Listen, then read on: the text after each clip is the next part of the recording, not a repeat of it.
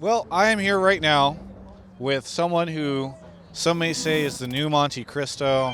He's going over to Korea to replace it. That's what's happening, right? You're going to Korea. You're going to dethrone him and take his spot on the OGN broadcast. The new and improved Okay. Monte Cristo. All right. Very The good. 2.0. Yeah. So okay, no, I mean I think I might even hold on to this interview until you make your Korean debut. But who are you? What's going on? Somebody clicks this interview and they're like, I don't recognize that guy with the glasses. What's the deal? That probably will happen, but hi, my name is Seth King. I go by Achilios, and I am the newest English broadcaster for OGN. All right. And so you are right now in Los Angeles. That is correct. This is where I've been living. I was working for Team Liquid on their video team for about the last 7 months or so, and now I'm moving on to different things. But will this be the first time that you've cast? No, actually, it will not be. I've cast in the amateur scene, I guess, for the last couple of years, doing small little bits here and there. The Korean Solo King tournament was one of the ones I picked up. It was with High School Star League for a very long time, which is an awesome org. But then most recently, I guess the biggest thing that I did was I actually did the League Master Series, the LMS in Taiwan, their English broadcast for their regional finals and their grand finals of the summer season. I thought HTC Ascension was the biggest thing you've done. HGC Ascension is actually the most recent thing that I have done. It also a really good tournament. If you haven't seen that, you can go back and you watch TLA Body Frostbite in the grand finals, and then made their way into the Challenger Series. So they're keeping it consistent at least. So how did this end up happening? I mean, you've cast previously. Did you want to get into casting? Was it something where you're like, I want to be an LCS caster? How did you end up in this new position? I've always thought about, like, what if I could cast for a living, and it's a really appealing career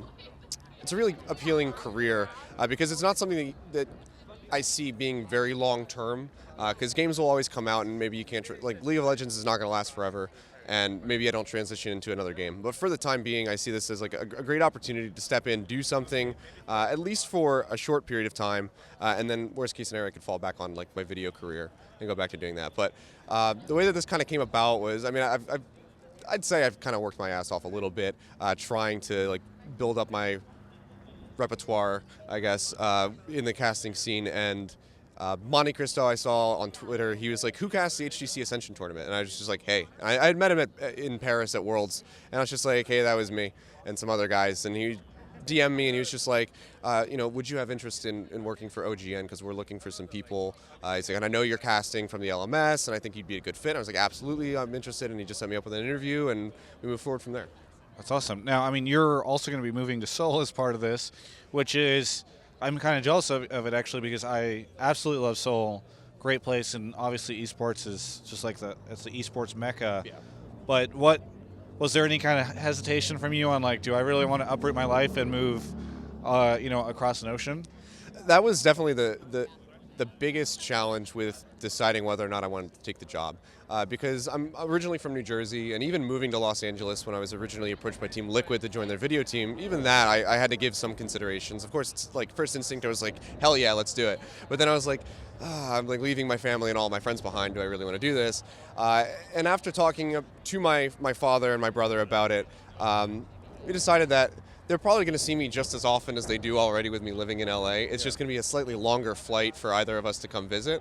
So that really helps solidify my decision. And then just knowing that I'll be around Monty, Papa Smithy, Doa, and Susie Kim as well, like people who I know I'm friends with that speak English, I don't know, it kind of helped me make the decision. You know what, I will be comfortable, I'll be with people that I like, and I won't just be alone in a foreign language country. Yeah. LCK is held to, by the community as being this pinnacle of casting. So many people really love Monty. So many people really love Doa, Papa, Smithy. There's a lot of attention to the guys on the casting desk over there. Do you feel any level of intimidation to now be part of that? Absolutely. I mean, Doa is one of the funniest and most consistent casters out there when it comes to play-by-play. Monte Cristo is just extremely intelligent, as is Papa Smithy. Their game knowledge is just really in-depth. And, I mean, you're also looking at the best region in the world, proven time and time again. So there's a lot of pressure that comes with the job, and I'm excited to kind of step up to that. I think that personally I work better when I'm under immense amounts of pressure. I feel like that's when I perform and shine the most. So I'm hoping that I will keep that consistent and hopefully surprise some people, because I know Twitch chat can be very incendiary at times. I'm ready for the harmful comments, but I'm hoping that there'll be fewer of those if I give a good performance. You never know. You never know. You know, One thing that I noticed, that being part of the LCK broadcast, it's not just about the casting, but you also have to be a very vocal critic of a lot of things on Twitter, as I've noticed as a trend with a lot of those casters. Are you practicing at home? Are you like, all right, there's a riot ruling, like here's like a pretty bitter tweet to put out, or here's like I just flamed this player really hard, or like you and Duncan Thorne getting ready to coordinate on how you guys can slap people around on Twitter? I do have to agree with you. That does seem to be a standard. Yeah.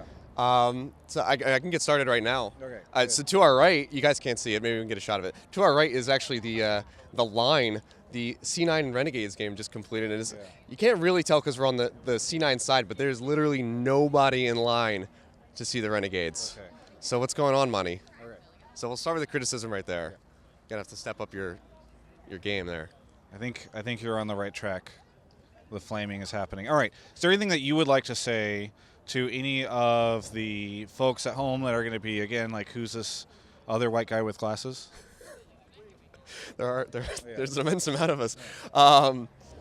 No, just hopefully I live up to your guys' standard. Hopefully I can give a good cast and join the greats in Korea with Monty Doa, Papa Smithy, and of course also the greats that we have around the world for casters, Rivington, Freak, and the rest of the guys. Just name off all of them right now? No, that's the end of my list. Rivington, Freak, and everybody else. Yeah, just everybody else. No, I just hope that I can bring a level of professionalism, but also some hilarity to the cast, because Doa's a really funny guy, so a lot of pressure comes along with going up against him as a play-by-play. So. Dang, no thank you to your former employer, Damian Estrada, for the time you spent with them. You can check out the rest of our coverage of all things League of Legends at GameSpot.com/LOL.